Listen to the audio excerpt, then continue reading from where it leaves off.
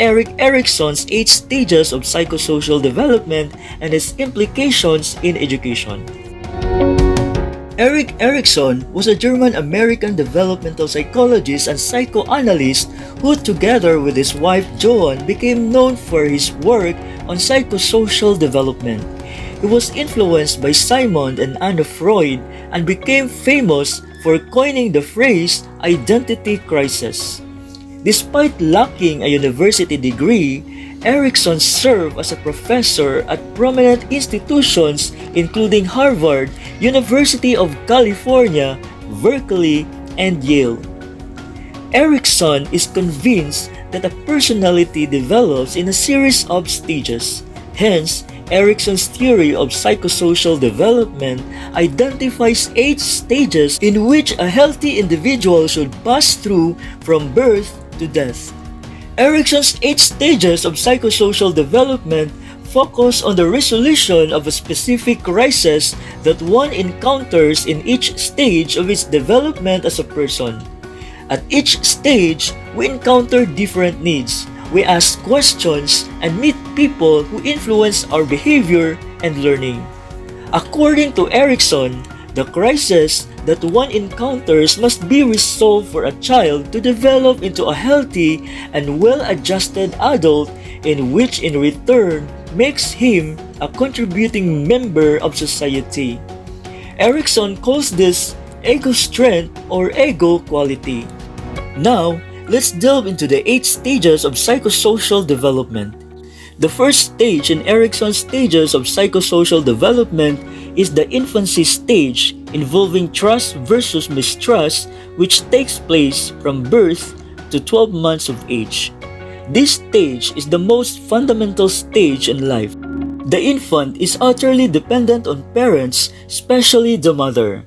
If parents are consistent in providing the infant with a secure environment, including the satisfaction of the infant's basic needs such as food, love, and safety, the infant develops a sense of trust. If parents, on the other hand, are inconsistent in providing the infant's needs, a sense of mistrust will develop on the part of the infant.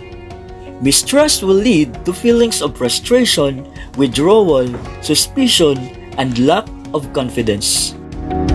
The second stage in Erikson's stages of psychosocial development is the early childhood stage, involving autonomy versus shame and doubt, which takes place from ages 1 to 3 years. In this stage, the child begins to explore the world. According to Erikson, children at this stage are focused on developing a sense of personal control over physical skills and a sense of independence.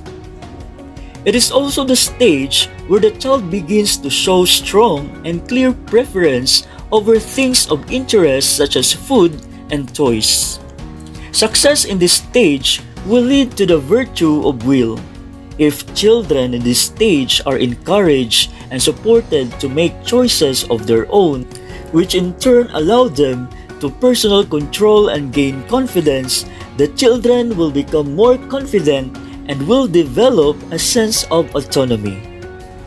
If children are criticized, overly controlled, or not given the opportunity to assert themselves, they begin to feel inadequate and may then become overly dependent upon others, lack of self-esteem, and feel a sense of shame or doubt in their abilities.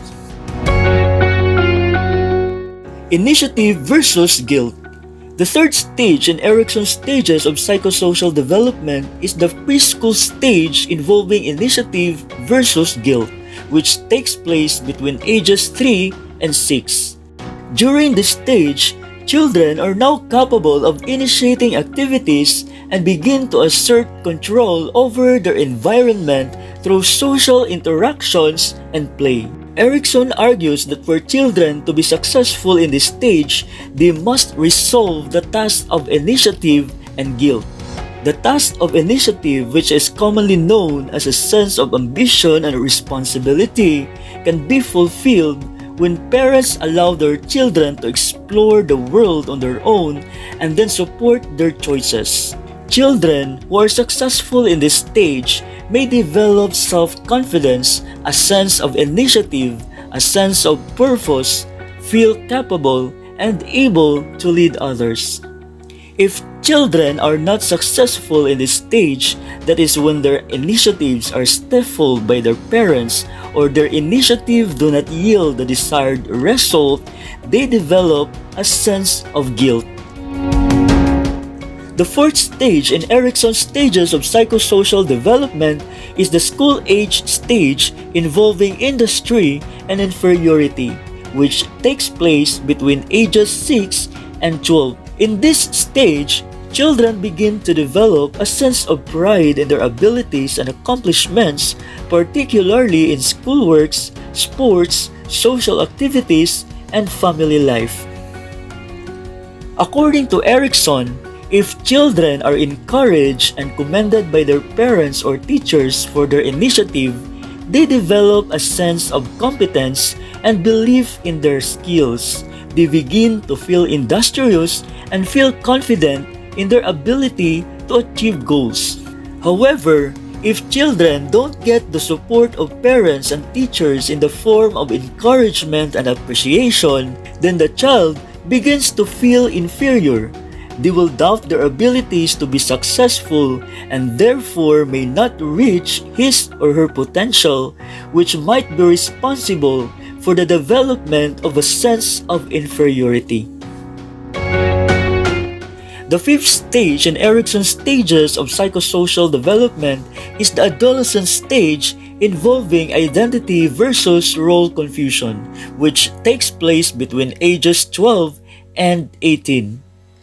Adolescent stage is a major stage of development where the child has to learn the roles he will occupy as an adult.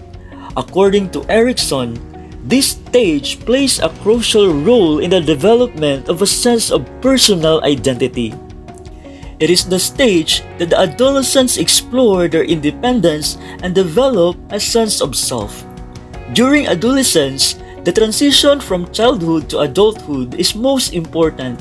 It is during this stage that the adolescent will re-examine his identity and try to find out exactly who he or she is. Erikson believes that when adolescents receive proper encouragement and reinforcement in their personal exploration, they will emerge from this stage with a strong sense of identity.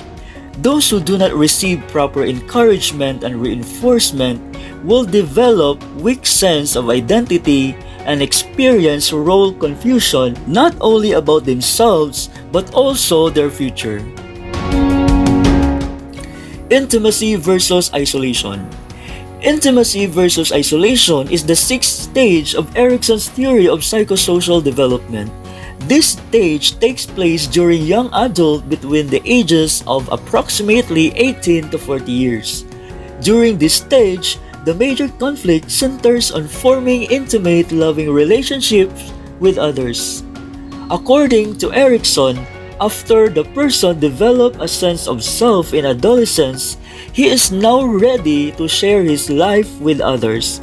Thus, in this stage, young adults want to blend with their friends and peers.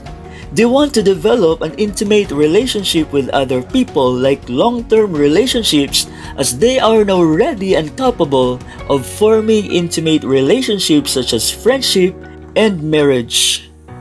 According to Erikson, those who are successful in this stage are able to establish intimate relationships, one that is enduring and secure and which may ultimately result in the development of a virtue known as love.